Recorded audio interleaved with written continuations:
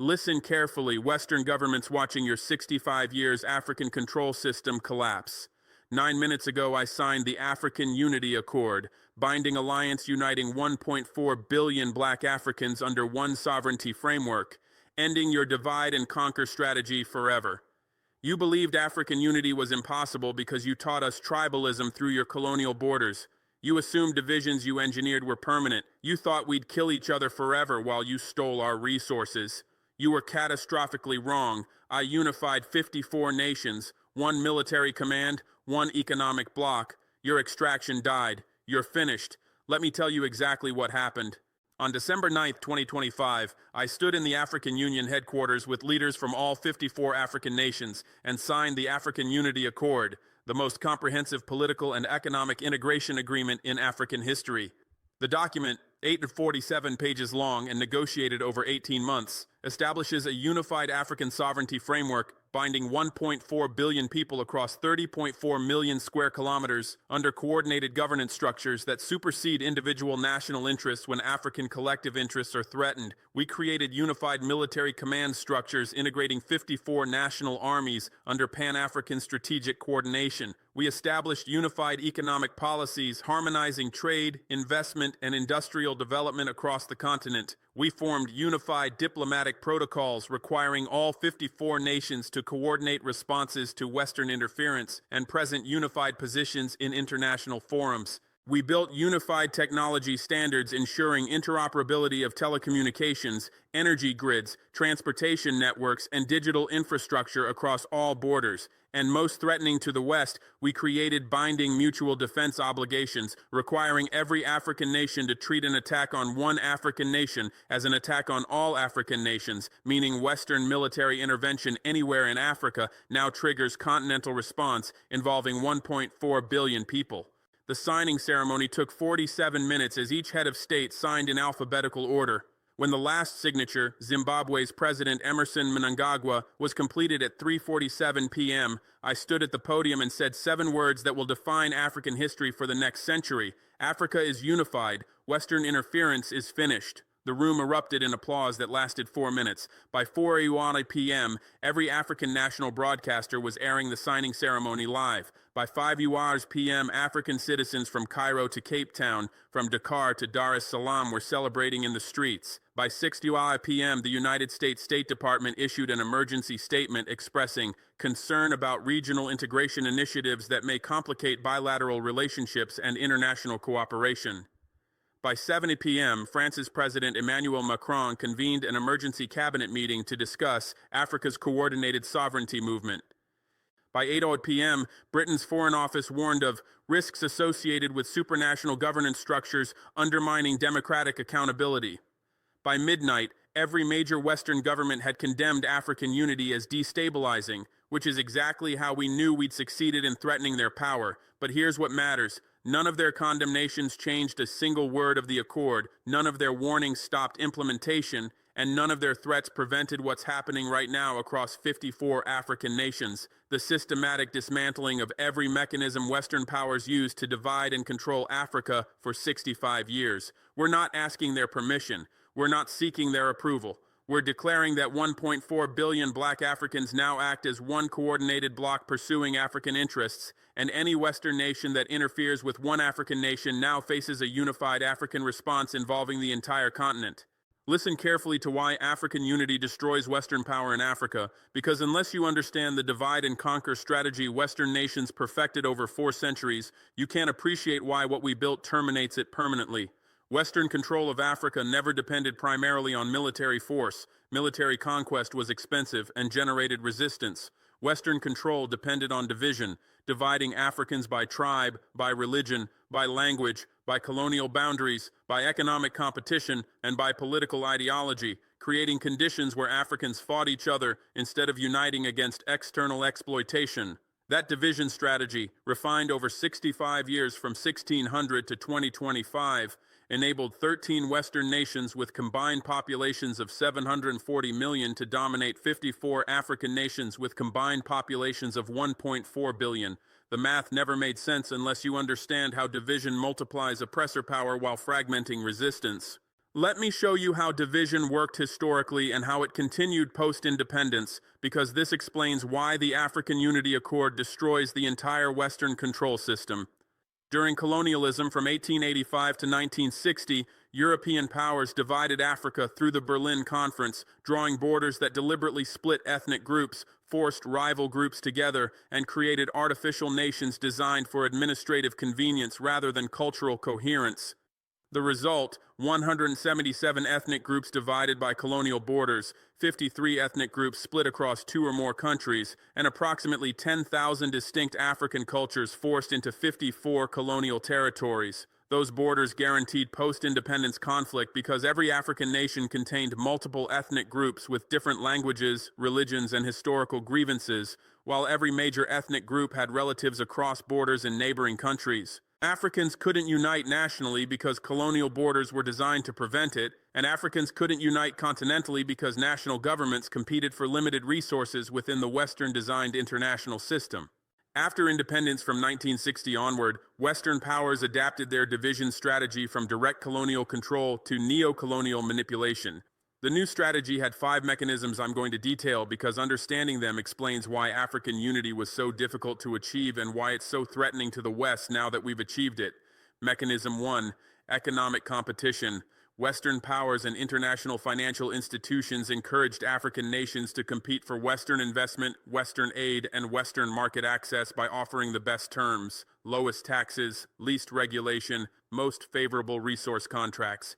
This competition for crumbs strategy prevented African nations from coordinating to demand fair terms collectively. Mechanism 2, military dependency.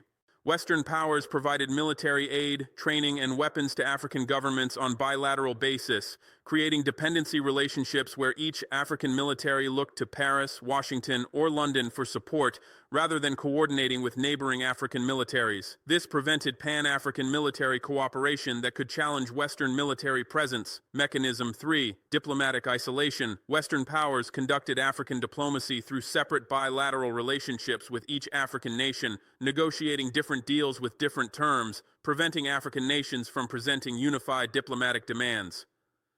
Mechanism 4, infrastructure fragmentation.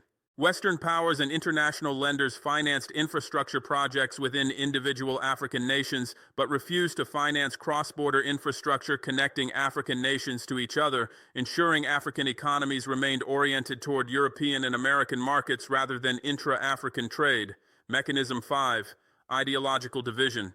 Western powers promoted different and contradictory ideologies in different African nations, socialism in some, capitalism in others, Islamic governance in some, secular democracy in others, ensuring African nations couldn't agree on unified political or economic models. These 5 mechanisms worked devastatingly well for 65 years. As of 2025, intra-African trade represented only 15% of total African trade, meaning 85% of African commerce was with non-African partners, primarily Europe, North America, and China. African nations held separate diplomatic relationships with 193 countries but had minimal functional diplomatic coordination with each other.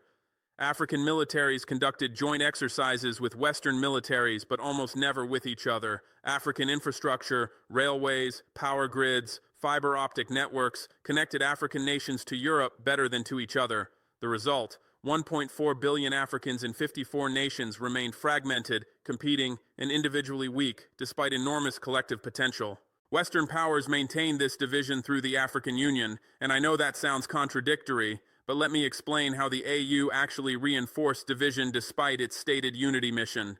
The African Union, founded in 2002 to replace the Organization of African Unity, was structured as a consensus-based organization where every decision required unanimous agreement from all 54 member states. That structure guaranteed paralysis because Western powers could always find one African nation willing to block decisions threatening Western interests, either through bribery, aid threats, or exploiting existing rivalries between African nations. From 2002 to 2025, the AU passed resolutions on African integration, condemned Western interference, and declared support for Pan-African cooperation, but never implemented binding enforcement mechanisms because Western-aligned African governments blocked them. The AU was performative unity that preserved actual division, exactly what Western powers wanted. The turning point came on March 15, 2025. During an emergency African Union summit, I convened in Accra to discuss coordinated response to Western sanctions against African nations, adopting monetary sovereignty through the Afro currency. 28 African nations faced Western economic threats for adopting the Afro, and we needed unified African response. I proposed a resolution requiring all 54 AU members to reject Western sanctions against any African nation pursuing monetary sovereignty and threatening collective African counter-sanctions against any Western nation imposing such sanctions. The resolution needed unanimous support. 47 nations immediately supported it. 7 nations, Botswana, Mauritius, Seychelles, Cape Verde, São Tomé and Príncipe, Comoros, and Equatorial Guinea, abstained or opposed, citing concerns about damaging relations with Western partners. The resolution failed. 1/8 of African nations, representing less than 2% of Africa's population, blocked collective action supported by 7/8 of African nations, representing 98% of Africa's population. That's when I realized the African Union's consensus structure was the problem. It institutionalized division by giving veto power to the smallest, weakest, most Western-dependent nations. On April 22, 2025, I convened a secret meeting in Kigali with President Paul Kagame of Rwanda, President William Ruto of Kenya, President Cyril Ramaphosa of South Africa, President Bola Tinubu of Nigeria, President Abdel Fattah el-Sisi of Egypt, President Felix Tshisekedi of DRC, President João Lourenço of Angola, President Macky Sall of Senegal before his transition, and President Assimi Goïta of Mali. These 9 nations represented 64% of Africa's population, 71% of Africa's GDP, and 68% of Africa's military capacity. I told them, the African Union is structurally incapable of achieving African unity because it gives equal power to nations with radically unequal capacity and commitment to African sovereignty. We need a new structure, binding integration requiring supermajority support instead of unanimity, weighted voting reflecting population and economic contribution, and automatic enforcement mechanisms that don't require consensus. We need to build African unity with the nations committed to sovereignty, then allow wavering nations to join later when they realize African unity is succeeding without them. President Kagame responded immediately. The AU has debated unity for 63 years and achieved symbolic progress. We don't have another 63 years to waste. If 9 nations representing 2/3 of Africa commit to binding integration, the other 45 will follow or be left behind. Either way, African unity happens. That statement crystallized the strategy. We wouldn't wait for unanimous consensus. We'd build unity with committed nations and create such obvious benefits that reluctant nations would voluntarily join to avoid isolation. From April 22, 2025 to June 30, 2025, those 9 nations conducted intensive negotiations developing the framework for what would become the African Unity Accord. We identified 5 priority integration areas where binding coordination would produce immediate benefits: unified military command, unified economic policy, unified diplomatic protocols, unified technology standards, and unified response to Western interference. For each area, we drafted specific provisions, implementation timelines, enforcement mechanisms, and consequences for non-compliance. We designed the accord as opt-in rather than mandatory. Any African nation could join by signing and accepting binding obligations, but nations could also remain outside if they chose continued sovereignty over coordination. This opt-in structure avoided AU paralysis while creating strong incentives for participation, because nations outside the accord would face disadvantages in trade, security cooperation, and infrastructure access compared to accord members. On June 30, 2025, we presented the African Unity Accord draft to all 54 AU members at an extraordinary summit in Nairobi. I opened the presentation with this statement: for 65 years since independence, we've talked about African unity while remaining divided. We've passed resolutions while accepting Western interference. We've declared sovereignty while begging for Western aid. Today, 9 African nations representing 2/3 of our continent offer binding integration that will make African unity real. We invite every African nation to join us, sign this accord, accept its obligations and gain its benefits, or remain outside and accept the consequences of isolation. But understand, African unity will happen with 54 nations or with 9 nations, but it will happen. The only question is whether you'll be part of it. Then President Tinubu of Nigeria, representing Africa's largest economy and largest population, said, Nigeria commits $85 billion in resources and 140 million citizens to this accord. Africa's unity begins today. The room went silent for approximately 20 seconds. Then President Ramaphosa of South Africa stood and said, "South Africa commits $68 billion in resources and 62 million citizens to this accord." Then President El Sisi of Egypt, "Egypt commits $54 billion and 112 million citizens." Then President Ruto of Kenya, President Tshisekedi of DRC, President Lorenzo of Angola, President Sall of Senegal, President Goita of Mali. Within 15 minutes, 9 nations accounting for 64% of Africa had publicly committed. Then something unexpected happened. President Hakainde Hichilema of Zambia stood and said, "Zambia was not part of initial negotiations, but we've watched Western mining companies steal our copper for 60 years while telling us African coordination would harm our economy. That was a lie designed to keep us weak. Zambia joins this accord." Then President Samia Suluhu Hassan of Tanzania joined. Then President Yoweri Museveni of Uganda. Then President Julius Maada Bio of Sierra Leone. By the end of that summit on June 30th, 2025, 32 African nations had verbally committed to joining the accord, representing 88% of Africa's population. From July 1st, 2025 to December 8th, 2025, 18 months, we negotiated the detailed implementation of the accord across 5 integration areas. Let me walk through each area and explain what we built, because this is the concrete infrastructure that transforms African unity from abstract ideal to operational reality.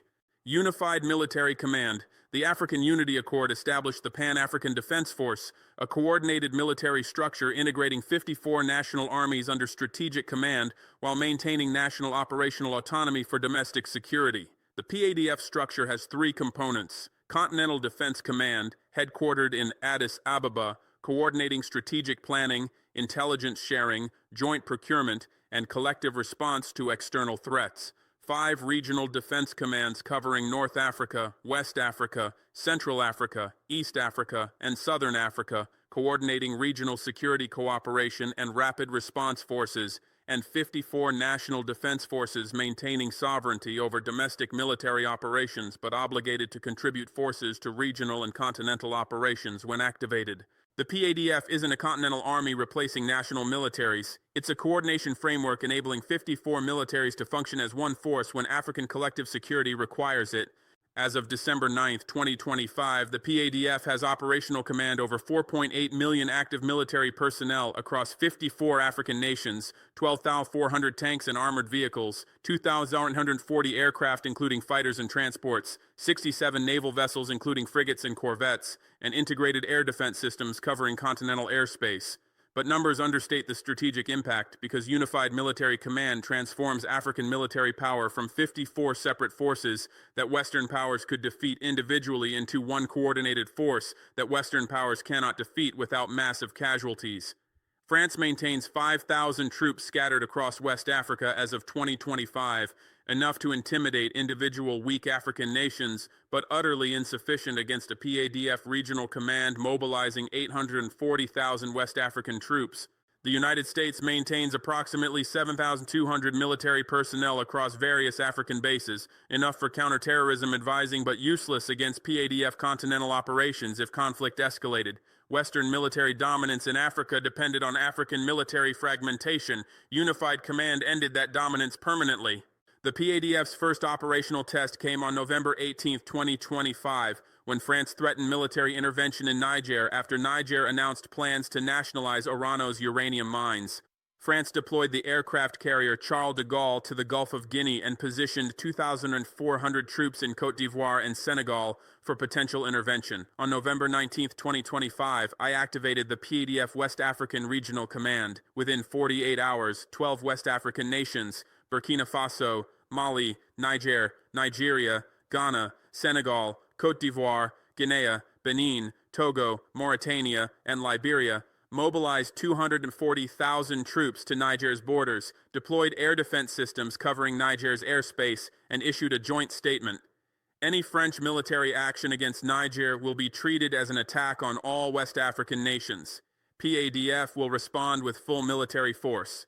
France immediately backed down, recalled the Charles de Gaulle, and opened negotiations on uranium contracts instead. French military threats that would have worked against isolated Niger became impotent against unified West African response. That was the moment Western powers realized the PADF wasn't symbolic, it was operational and willing to fight. Unified economic policy. The African Unity Accord established the Pan-African Economic Community, a common market eliminating all tariffs and trade barriers between member nations, harmonizing economic regulations, coordinating industrial development, and pooling resources for strategic infrastructure.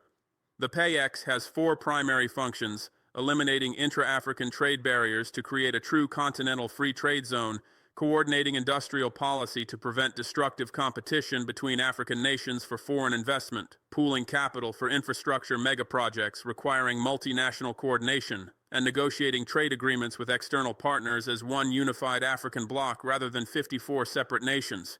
As of December 9, 2025, the PAC governs $3.8 trillion in combined GDP across 54 African economies, manages $680 billion in intra-African trade, eliminating all tariffs and quotas between member nations, coordinates $340 billion in annual industrial investment, preventing race-to-the-bottom tax competition, and pools $127 billion in infrastructure funds for cross-border projects like the Trans-African Highway Network, the Pan-African Railway System, and the Continental Energy Grid. But the real power is collective bargaining with external trade partners. Before the PAEC, Western nations and China negotiated separate trade deals with individual African nations, playing them against each other to secure favorable terms. A Chinese company could tell Kenya, "Accept our terms or we'll invest in Tanzania instead," and Kenya would accept exploitative terms rather than lose investment to regional competitors. Under the PAC, China negotiates with all 54 African nations simultaneously, and if terms aren't acceptable to the collective, China loses access to a $3.8 trillion market. That shifts negotiating power from external partners to Africa. The PAC's first major victory came on October 8, 2025, when China attempted to negotiate lithium mining contracts with DRC, Zimbabwe, and Mali separately, offering different terms to create competition. The PAC rejected separate negotiations and demanded unified terms applying to all three nations: 60% state ownership, 40% Chinese ownership, technology transfer requirements, and local processing obligations. China initially refused, threatening to source lithium from Australia and Chile instead. The PAEC called their bluff. Africa holds 68% of global lithium reserves, and China needs that lithium for electric vehicle battery production. Without African lithium, China's EV industry stalls. On October 24, 2025, China accepted PAEC terms and signed a $68 billion unified lithium development agreement covering DRC, Zimbabwe, and Mali, with 60-40 ownership split and full technology transfer. Three African nations won terms individually unachievable by demanding them collectively. Integration Area 3, Unified Diplomatic Protocols. The African Unity Accord established coordinated diplomatic procedures requiring all member nations to present unified positions on issues affecting African collective interests, vote as a bloc in international organizations including the United Nations, and support each other against Western diplomatic pressure. This doesn't eliminate independent foreign policy. African nations maintain sovereignty over bilateral relationships, but it requires coordination on African core interests like sovereignty, resource control, Western military presence, and economic justice. The Unified Diplomatic Framework functions through the Continental Diplomatic Council, meeting monthly in Addis Ababa to coordinate African positions on emerging international issues. When Western powers attempt to isolate individual African nations through diplomatic pressure, the CDC activates coordinated responses. For example, on September 12, 2025, the United States threatened to designate Burkina Faso as a state sponsor of terrorism for allegedly supporting armed groups, a designation that would trigger automatic sanctions and international isolation. The CDC convened emergency session on September 13, 2025, and 54 African UN ambassadors jointly announced that if the U.S. designated Burkina Faso, all 54 African nations would withdraw from U.S.-led counterterrorism cooperation, expel U.S. military bases, and seek alternative security partnerships with Russia and China. The U.S. backed down within 48 hours. Western diplomatic isolation tactics that worked for 65 years became impotent against coordinated African resistance. Integration Area 4, Unified Technology Standards. The African Unity Accord established common technical standards for telecommunications, energy systems, transportation networks, and digital infrastructure, ensuring interoperability across African borders and preventing Western companies from fragmenting African markets through proprietary systems. This area sounds technical but has profound strategic importance because technology fragmentation was a major tool of Western control. Here's how technology fragmentation worked before the Accord. Western telecommunications companies like Orange, Vodacom, and MTN operated in multiple African nations, but used different network standards in each country, preventing seamless cross-border communication and forcing expensive international roaming charges for Africans traveling within Africa.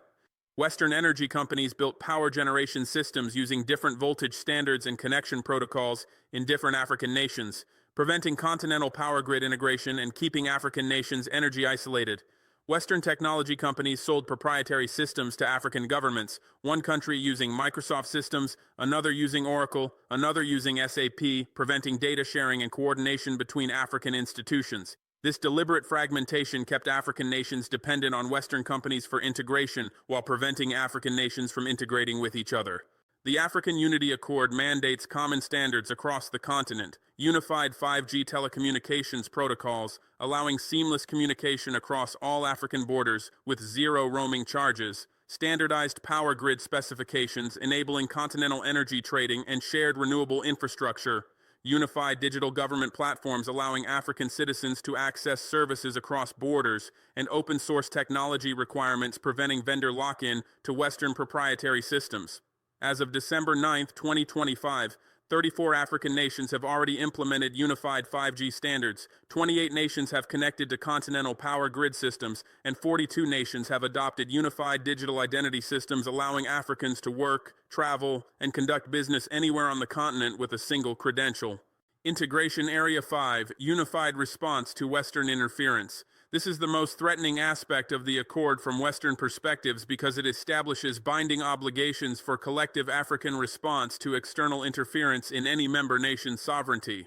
The Accord defines Western interference as military intervention without African Union authorization, economic sanctions imposed unilaterally by Western governments, political conditions attached to aid or loans, support for opposition groups attempting to overthrow African governments, and cyber attacks against African institutions. When interference occurs, the Accord triggers automatic coordinated responses escalating from diplomatic condemnation to economic counter-sanctions to military response depending on severity. The enforcement mechanism is the Continental Response Coordination Committee, a permanent body in Addis Ababa monitoring Western actions and coordinating African responses in real time. When the CRCC determines interference has occurred, it activates response protocols without requiring consensus from all 54 nations, preventing the paralysis that plagued the African Union. Response protocols are graduated. Level 1 responses include diplomatic condemnation and recall of ambassadors. Level 2 includes economic counter-sanctions restricting Western companies' African operations. Level 3 includes expulsion of Western military presence from all African territories. Level 4 includes coordinated African military response to Western military intervention. The protocols are binding. Member nations must implement them or face penalties including suspension from Accord benefits. The CRCC's first activation came on August 14, 2025, when the European Union imposed sanctions on Mali for nationalizing Total Energy's oil assets. The CRCC determined this constituted Level 2 interference, economic sanctions against African sovereignty. On August 15, 2025, all 54 African nations simultaneously implemented counter-sanctions against European companies operating in Africa. 15% additional taxation on all EU corporate revenues in Africa, mandatory local ownership requirements increasing from 25% to 51%, and restrictions on profit repatriation requiring 60% of profits to be reinvested in African operations for 3 years. These counter-sanctions targeted approximately $180 billion in annual EU corporate revenues across Africa. European businesses lobbied Brussels intensely, and on August 28, 2025, 14 days after imposing sanctions, the EU lifted them and opened negotiations with Mali. Coordinated African economic response defeated European economic coercion in 2 weeks. Now let me tell you what these 5 integration areas mean together, because individually they're impressive, but collectively they constitute revolution in African power. For 65 years, Western dominance over Africa depended on keeping Africans divided, militarily fragmented so Western powers could intimidate us individually, economically competitive so we'd undercut each other for Western investment, diplomatically isolated so Western powers could pressure us separately, technologically incompatible so we couldn't coordinate, and politically separated so we couldn't respond collectively to Western interference. The African Unity Accord eliminates every division mechanism simultaneously. We're militarily unified through the PADF, economically coordinated through the PAEC, diplomatically aligned through the CDC, technologically integrated through common standards, and politically bound through automatic response protocols. Western powers can no longer divide us because we built institutional structures that make coordination automatic and division costly. The economic implications are transformative. Intra-African trade under the PAEC zero tariff framework increased from $192 billion in 2025 to projected $420 billion in 2026, 119% growth in 2 years purely from removing barriers between African economies. That $420 billion in increased intra-African trade represents commerce previously flowing through Western intermediaries who captured value through currency conversion, trade finance, logistics services, and import-export markups. Now that commerce flows directly between African economies, keeping value in Africa. By 2028, PAC projects intra-African trade reaching $840 billion, representing $840 billion in economic activity independent of Western involvement. The military implications are equally profound. The PADF eliminated Western military advantage based on African fragmentation. France maintained military dominance in West Africa with 5,000 troops because those 5,000 troops could intimidate individual West African nations with weak militaries. Against unified PADF command coordinating 840,000 West African troops, France's 5,000 troops are militarily irrelevant. They serve zero coercive function. The United States maintains 7,200 troops across Africa for power projection and intelligence gathering. Against PADF integrated air defenses and unified intelligence protocols, U.S. military access disappears. African nations are terminating U.S. base agreements and denying overflight permissions because PADF coordination means no African nation fears being isolated if they expel U.S. forces. Western military presence in Africa, which peaked at approximately 24,000 troops across US, France, and Britain in 2018, will drop below 3,000 by 2027 as African nations collectively expel foreign bases. Western military dominance over 1.4 billion Africans maintained for 65 years is ending.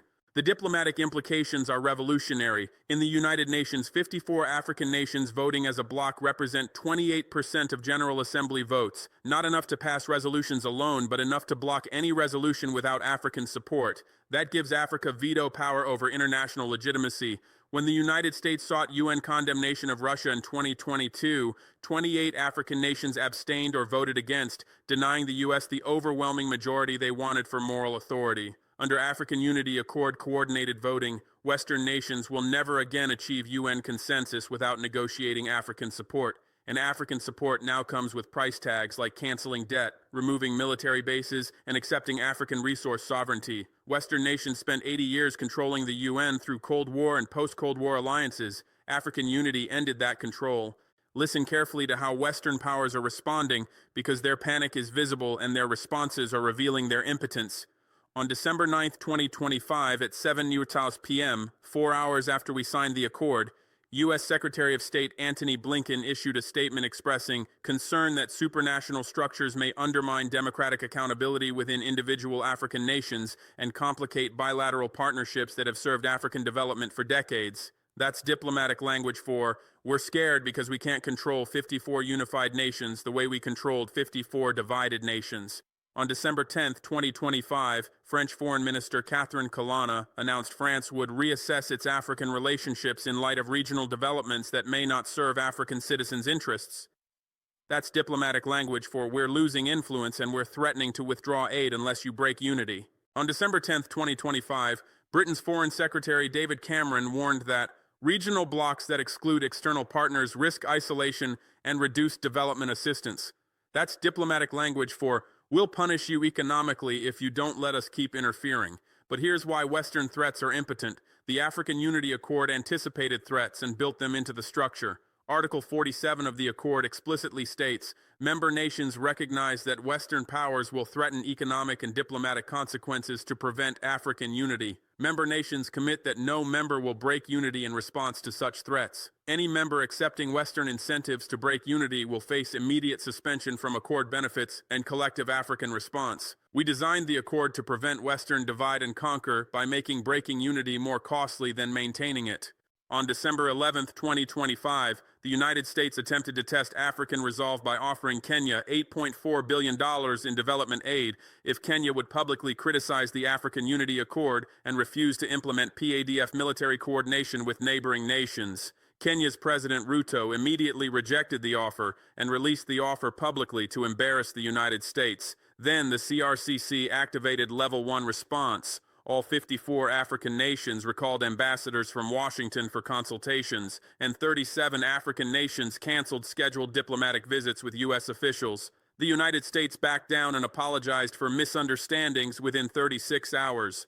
Western powers attempted their traditional playbook, bribe one nation to break unity, and discovered the accord made that playbook obsolete.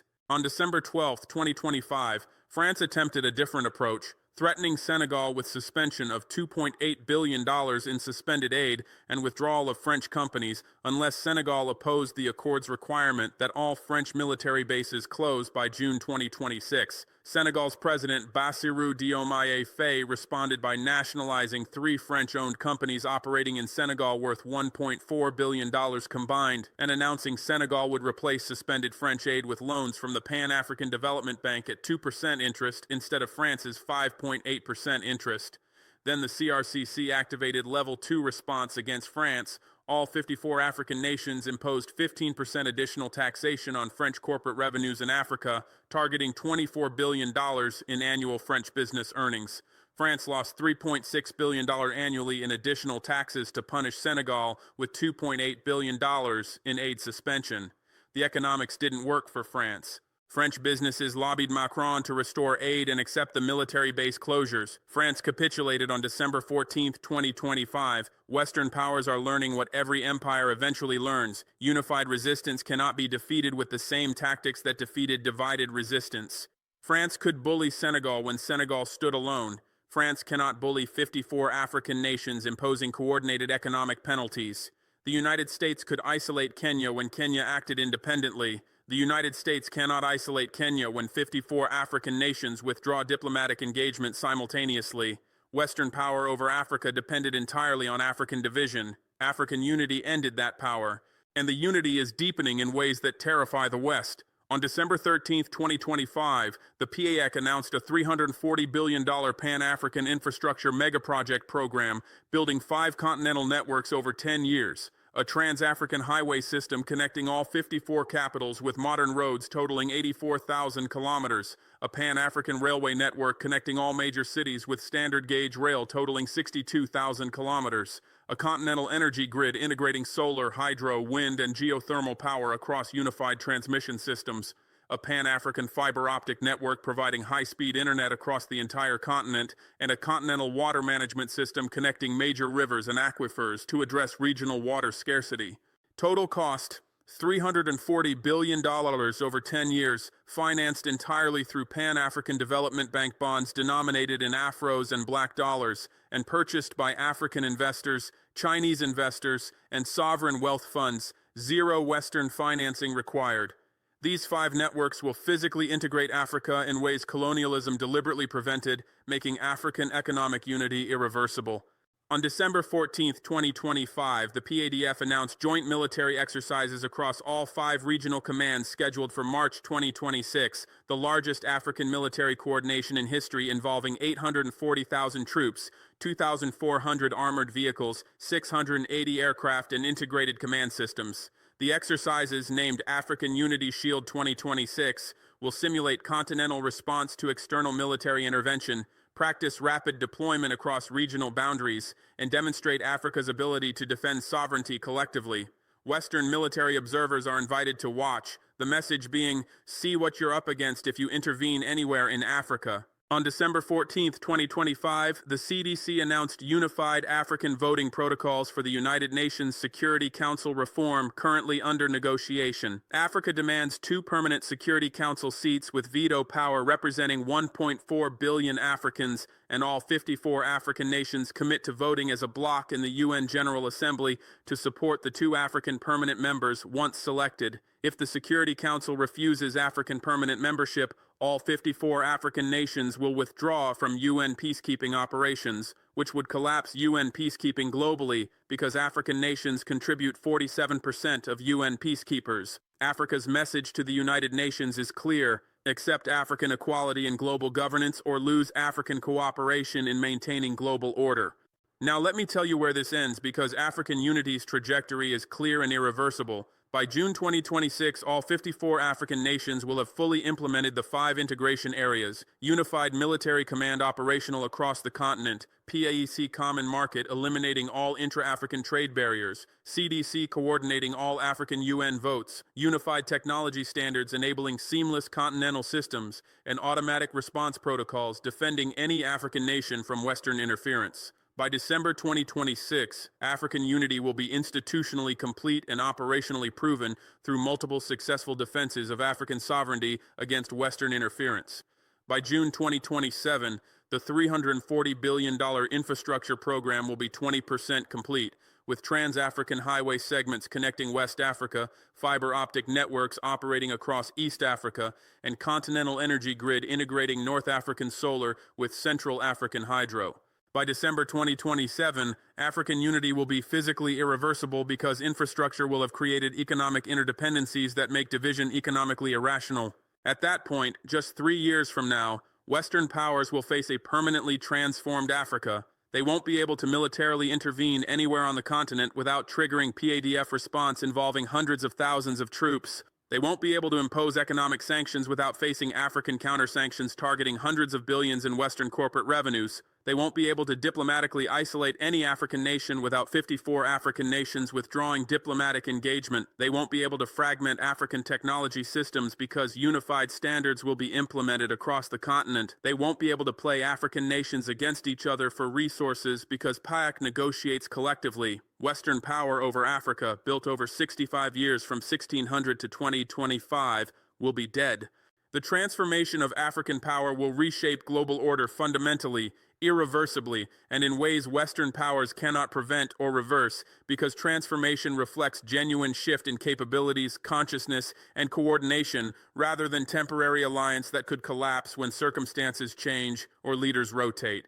A unified Africa representing 1.4 billion people, spread across 30.4 million square kilometers, the second largest continent covering 20% of Earth's land surface, with combined GDP of 3.8 trillion growing at 8% annually compared to global average of 3.2%, possessing 30% of global mineral resources including 90% of platinum reserves, 90% of cobalt reserves, 50% of gold reserves, 98% of chromium reserves, 64% of manganese reserves, and 1/3 of uranium reserves, controlling 60% of global arable land, with only 15% currently under cultivation, leaving enormous expansion potential, and containing the world's youngest population, with median age of 19 years compared to 43 in Europe, 38 in China, and 38 in the United States, creating massive demographic advantage as aging developed nations face worker shortages while Africa has growing working-age population, will become the world's most dynamic economic zone by 2030, surpassing Southeast Asia's growth rates and rivaling China's developmental trajectory from 1990 to 2020. That unified Africa will negotiate with China, Europe, and the United States as an equal partner possessing equivalent negotiating leverage rather than subordinate client accepting terms dictated by more powerful nations. For 65 years since independence in the 1960s, African nations negotiated with major powers from positions of weakness. Individually small economies dependent on foreign aid, individually vulnerable militaries unable to resist foreign military intervention, individually isolated diplomatically without allies to support them in international disputes, and individually fragmented economically without sufficient domestic markets to reject unfavorable trade terms. Western and Chinese negotiators exploited this weakness by playing African nations against each other, telling Kenya, accept our terms or we'll invest in Tanzania instead, telling Nigeria, accept our conditions or we'll buy oil from Angola instead, telling Ghana, accept our mining contracts or we'll develop deposits in Guinea instead. African nations accepted exploitative terms because isolation made resistance futile. If one nation rejected unfavorable terms, the foreign power simply moved to neighboring competitor eager to accept those same terms for economic benefit. Unified Africa under the African Unity Accord eliminates divide and conquer negotiating tactics by requiring all 54 nations to negotiate collectively through the Pan-African Economic Community for any agreement affecting African collective interests, trade agreements, investment treaties, resource extraction contracts, infrastructure financing, technology transfer arrangements, and military cooperation agreements. When China negotiates lithium mining with Africa, China no longer negotiates separately with DRC, Zimbabwe, and Mali, playing them against each other. China negotiates with the PAEC, representing all three nations simultaneously, with unified terms applying equally. If terms aren't acceptable to African collective interests, China loses access to 68% of global lithium reserves, essential for electric vehicle battery production, driving China's industrial strategy. That negotiating leverage didn't exist when African nations competed individually. It exists now because unity created it. Similarly, when Europe negotiates trade agreements with Africa, Europe no longer negotiates separate economic partnership agreements with individual African nations or small regional blocs that Europe could dominate. Europe negotiates with unified African bloc representing $3.8 trillion GDP and 1.4 billion consumers, making Africa the world's second largest unified economic market after China and larger than the European Union's economy. If Europe offers terms exploiting African producers, low prices for African exports, high prices for European imports, restrictions on African manufacturing protecting European industries, unified Africa rejects terms and redirects trade to China, India, Turkey, Brazil, or other partners offering better terms. Europe loses critical access to African resources and markets if they don't negotiate fairly. That market power didn't exist when African nations negotiated individually. It exists now because economic integration created it. When the United States negotiates security arrangements with Africa, the United States no longer maintains bilateral base agreements with individual African nations that the United States could pressure individually. The United States negotiates with the Pan-African Defense Force, requiring any U.S. military presence to serve African collective security interests rather than American geopolitical objectives. If the United States demands base access for operations serving American interests, drone strikes, intelligence gathering, power projection, without reciprocal benefits for African security, Unified Africa denies access and coordinates expulsion of all U.S. military presence from the continent simultaneously. The United States loses intelligence access, operational capability, and regional influence if they don't respect African sovereignty. That veto power didn't exist when African nations hosted U.S. bases individually. It exists now because military integration created it. That unified Africa will demand permanent UN Security Council representation with veto power, not accept the humiliating observer status where 1.4 billion Africans representing 18% of global population have zero permanent seats and zero veto power on the UN Security Council that makes binding decisions about war, peace, sanctions, and international intervention. The current Security Council structure, 5 permanent members with veto power dating to 1945, United States, Russia, China, Britain, France, and 10 rotating non-permanent members without veto power, reflects 1945 global power distribution where colonized Africa had no independent voice. That structure is morally indefensible in 2025 when Africa contains 1.4 billion people, represents the world's fastest growing economic region, contributes 47% of UN peacekeeping forces, yet has zero permanent representation, giving any African nation power to block Security Council resolutions. The African Unity Accord commits all 54 African nations to unified position, demanding 2 permanent African Security Council seats with full veto power, 1 for Northwest Africa rotating among Egypt, Nigeria, Algeria, and Morocco, and 1 for East Southern Africa rotating among South Africa, Kenya, Ethiopia, and Tanzania. If the UN refuses African permanent membership with veto power, the accord commits all 54 African nations to collective withdrawal from UN peacekeeping operations, withdrawal of financial contributions beyond minimum required dues, and coordination of voting blocs consistently opposing Western Security Council resolutions until African demands are met.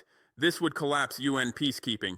Africa contributes 47% of 87,000 UN peacekeepers deployed globally, meaning African withdrawal eliminates nearly half of UN's operational capacity in conflict zones. This would also eliminate Western automatic majorities in General Assembly votes. 54 African nations voting as unified bloc represent 28% of 193 UN members, enough to block Western resolutions requiring 2/3 majorities.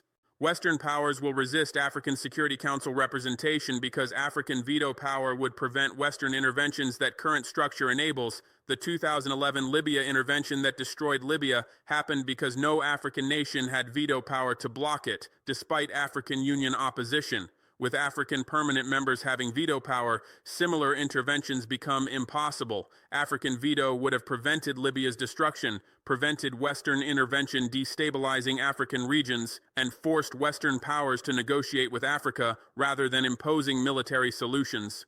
Western resistance guarantees years of diplomatic conflict, but African leverage through peacekeeping withdrawal and voting coordination means Western powers will eventually concede because maintaining UN without Africa is impossible. UN legitimacy depends on representing all regions fairly. Excluding 18% of global population from permanent representation destroys that legitimacy permanently.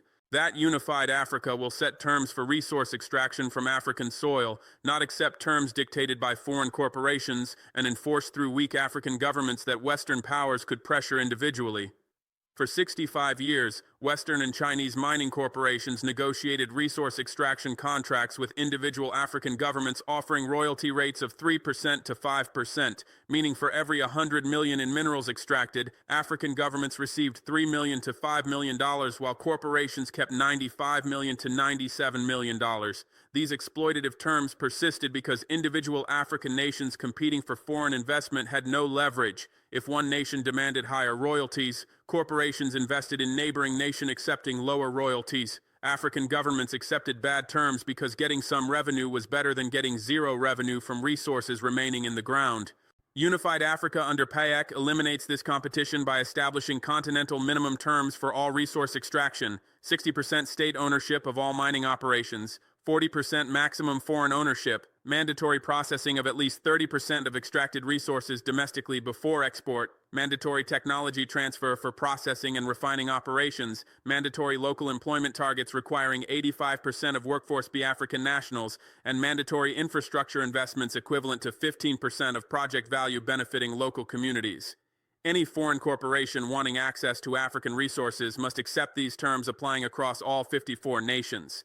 They cannot play nations against each other because unified terms eliminate competition. If corporations reject terms, they lose access to 30% of global mineral resources. If corporations accept terms, Africa captures 60% of mining revenues instead of 3% to 5%, processes resources domestically creating manufacturing jobs instead of exporting raw materials, and receives technology transfer building permanent industrial capacity instead of remaining dependent on foreign processing.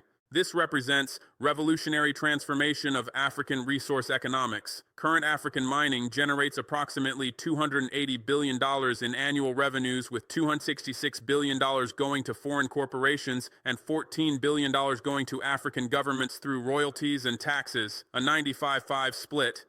Under unified African terms, the same $280 billion in mining output would generate $168 billion for African state-owned mining entities, $112 billion for foreign corporate partners, plus additional revenues from mandatory domestic processing, reversing the extraction relationship completely. That $154 billion annual increase in African mining revenues, the difference between current $14 billion and projected $168 billion, funds infrastructure, education, healthcare, and industrialization without borrowing a single dollar from Western institutions. African resource wealth finally serves African development instead of enriching foreign shareholders. That unified Africa will be the swing power determining which global bloc dominates 21st century geopolitics: Western bloc led by United States and Europe, Chinese bloc led by China and aligned developing nations, or non-aligned movement representing developing nations rejecting domination by either bloc. Global geopolitics from 2025 onward will be defined by competition between these three blocs for influence, allies, markets, and resources. Africa's alignment determines which bloc prevails because 1.4 billion unified Africans allied with either major bloc tips global balance decisively. If unified Africa allies with the Western bloc, providing resources, markets, diplomatic support, and military cooperation, the West maintains global dominance despite China's economic rise. If unified Africa allies with China, providing resources, markets, diplomatic support, and military cooperation, China achieves global dominance because combined China-Africa bloc represents 3 billion people, $21 trillion combined GDP, and majority of global resources. If unified Africa leads non-aligned movement, coordinating with India, Southeast Asia, Latin America, and Middle East representing additional 2.8 billion people, the non-aligned bloc becomes the largest global power center dictating terms to both Western and Chinese blocs. Africa's swing power position gives unified Africa unprecedented leverage, extracting concessions from both Western and Chinese blocs competing for African alignment. The West will offer debt forgiveness, increased aid, technology transfer, trade preferences, and diplomatic concessions, attempting to maintain African alignment. China will offer infrastructure financing, technology transfer, manufacturing investment, favorable trade terms, and military cooperation, attempting to secure African alignment. Non-aligned nations will offer political solidarity, South-South cooperation, alternative institutions, and collective bargaining power, attempting to recruit African leadership. Unified Africa can extract maximum benefits from all three options by playing them against each other, accepting best terms from whichever bloc offers most favorable arrangements while maintaining strategic autonomy to switch alignments if better terms emerge elsewhere. This is exactly how China played Cold War superpowers from 1960 to 1990, extracting benefits from both US and Soviet blocs while maintaining independence. Unified Africa can replicate that strategy because we have what multiple blocs want, and they cannot obtain those resources without our cooperation. Western powers fear African swing power more than they fear African alignment with China, because swing power means permanent African leverage that cannot be eliminated through any Western strategy. Even if the West outbids China for current African alignment, unified Africa retains option to realign with China if Western offers decline or Chinese offers improve. This creates permanent negotiating advantage for Africa that transforms historically subordinate relationship into genuine partnership where both sides negotiate as equals. Western powers cannot dominate partners who have attractive exit options. They must treat partners fairly or lose them to competitors. For 65 years, Western powers dominated Africa because African nations had no attractive exit options. Chinese alternative didn't fully exist until 2010s. Non-aligned movement collapsed with Soviet Union in 1991, and African nations individually lacked leverage to demand fair treatment.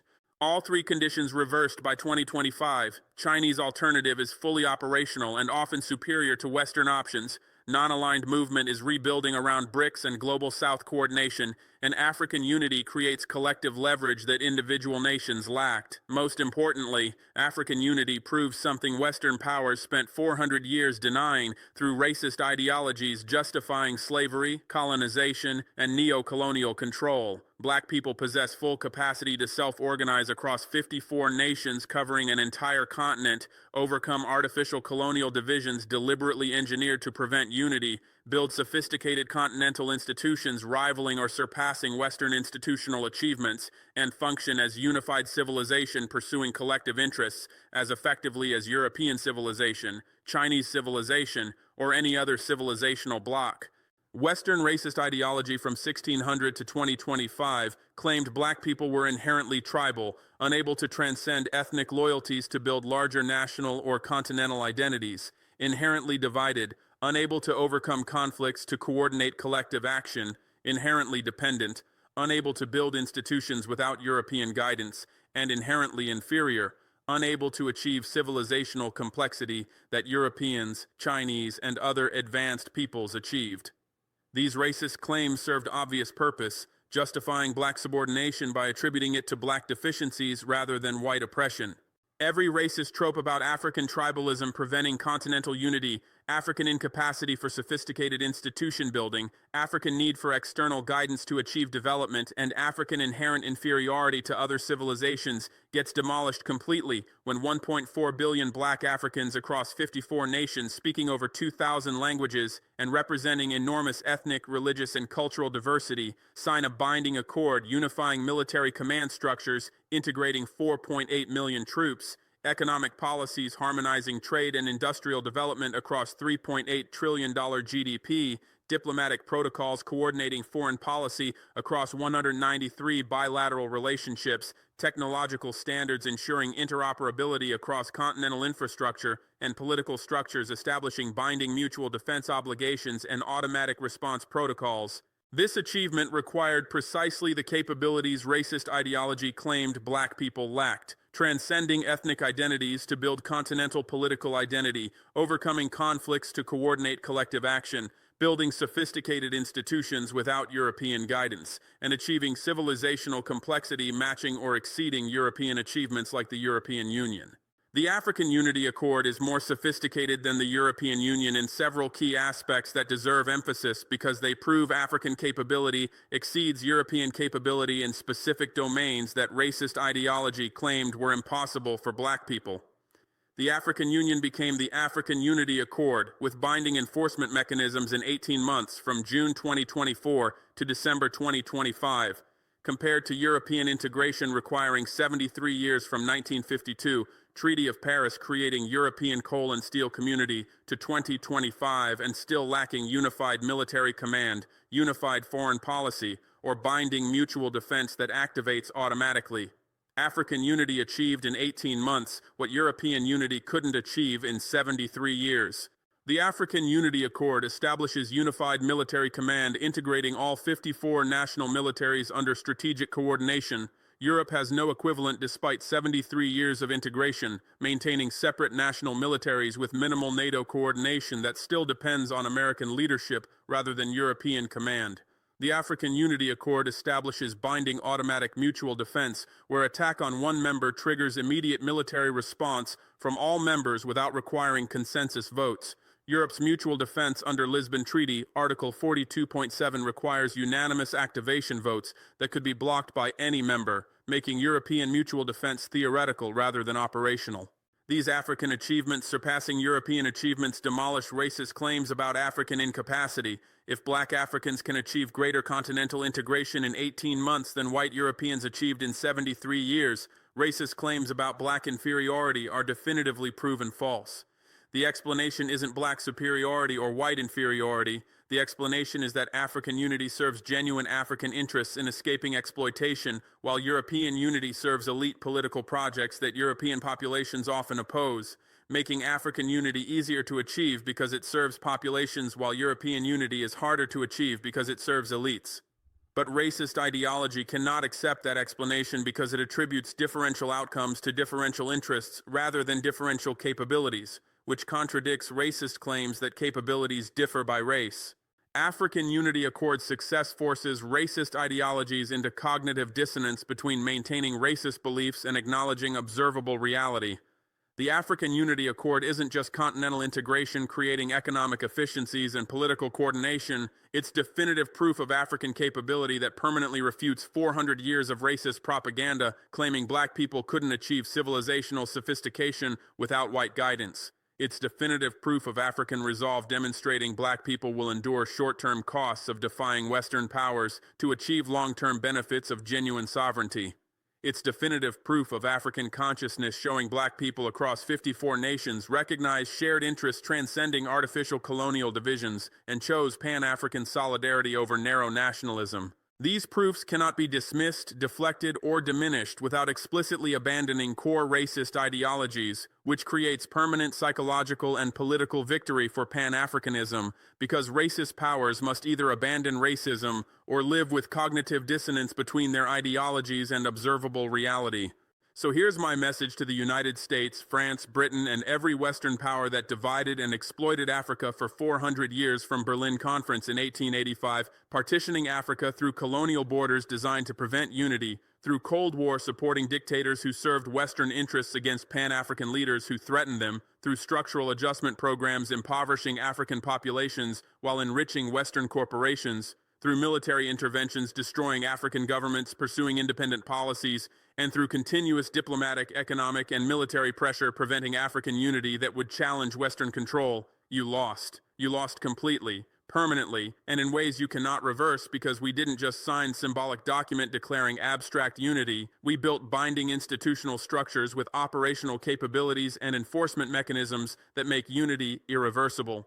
You lost because you believed African division was permanent tribal reality reflecting inherent black characteristics rather than deliberately engineered colonial policy you maintained through specific mechanisms.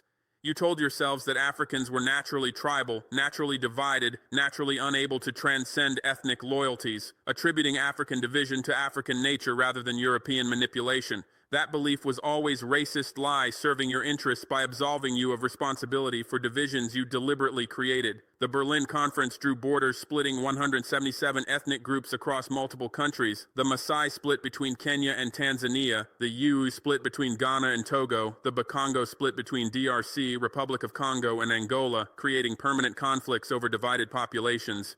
You supported Hutu against Tutsi in Rwanda, then supported Tutsi against Hutu, keeping both groups fighting each other instead of uniting against Belgian and French exploitation. You armed Biafran separatists against Nigerian federal government, prolonging civil war that killed 3 million people because divided Nigeria was easier to control than unified Nigeria. Every division you attributed to African tribalism was division you engineered and maintained because African division served your interests. We proved African division was engineered policy rather than inherent reality by overcoming those divisions in 18 months once we recognized unity served African interests better than division served Western interests.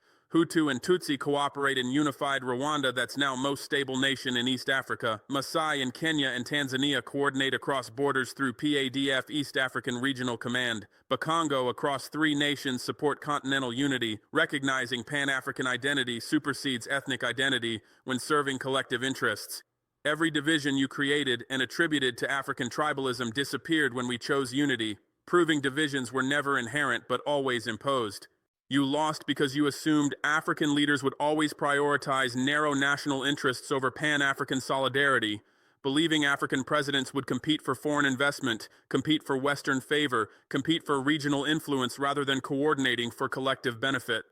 That assumption reflected your own nationalist thinking projected onto Africans. European leaders prioritized narrow national interests over European unity for 73 years. Requiring multiple wars and economic crises to achieve limited integration. You assumed African leaders would behave identically. We didn't. We prioritized Pan-African solidarity over narrow nationalism because we recognized that Western exploitation was universal. African experience transcending national boundaries. Every African nation faced debt colonization, resource extraction, military intervention, or political manipulation, regardless of which colonial power ruled them or which post-independence ideology they adopted. Universal exploitation created universal interest in unity that overcame narrow nationalism faster than European leaders overcame their nationalisms. You lost because you thought threatening us individually would work, threatening sanctions against individual nations adopting Afro currency, threatening military intervention against individual nations expelling Western bases, threatening aid cuts against individual nations nationalizing resources, threatening diplomatic isolation against individual nations opposing Western positions in international forums. Those threats worked for 65 years because isolated African nations couldn't withstand Western pressure individually. We built automatic collective responses through Article 47 of the African Unity Accord, making breaking unity more costly than maintaining it. Any member accepting Western incentives to break unity faces immediate suspension from Accord benefits and collective African counter-sanctions. When the United States offered Kenya $8.4 billion to oppose the accord, Kenya rejected the offer and all 54 members recalled ambassadors from Washington until the U.S. apologized. Your individual threats became impotent because we built collective responses that impose costs on you exceeding any benefits you gained from pressuring individual members.